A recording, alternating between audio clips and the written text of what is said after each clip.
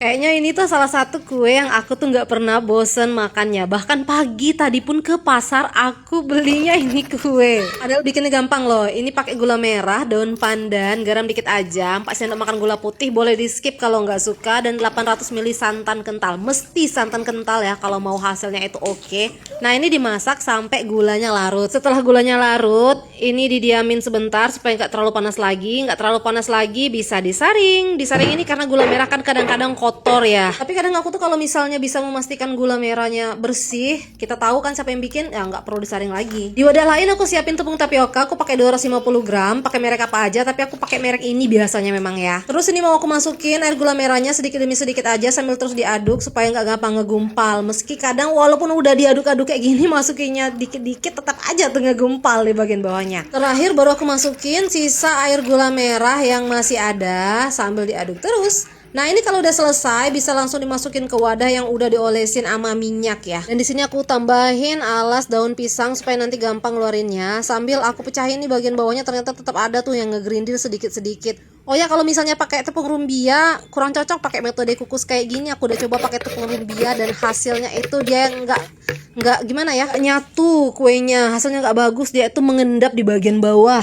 Jadi kalau pakai sagu rumbia bagusnya itu pakai sistem aduk aja kayak masak jenang gitu ya. Udah mateng dan didinginin dulu, kalau udah nggak lengket lagi, udah dingin, bisa disisir bagian pinggirnya dan dipindahkan ke wadah lain untuk dipotong-potong. Sesimpel ini dong ya masaknya itu.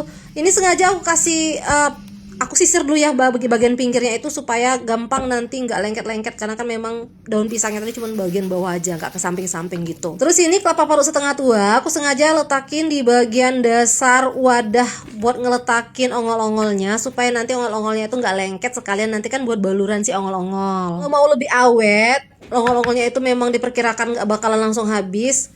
Ini si kelapa parutnya bisa dikukus dulu sebentar, mungkin agak 10 menit gitu supaya awet. Kalau yang aku tadi kan memang nggak dikukus dulu kelapa parutnya karena memang bakalan langsung habis karena kita orangnya rame. Bagian atasnya juga langsung aku kasih kelapa parut, terus baru nanti dipotong-potong. Oh ya, nanti kalau misalnya ini kelapa parutnya itu dikukus, kalau mau lebih wangi bisa dikasih potongan daun pandan. Enak tuh, dia lebih awet dan wangi. Cuma kalau misalnya pakai yang fresh kayak gini, dia tuh wangi alami dari kelapanya dan lebih fresh menurutku ya. Cuma kelemahannya agak sedikit lebih mudah basi. Tinggal dipotong-potong sesuai keinginan dan siap disajikan.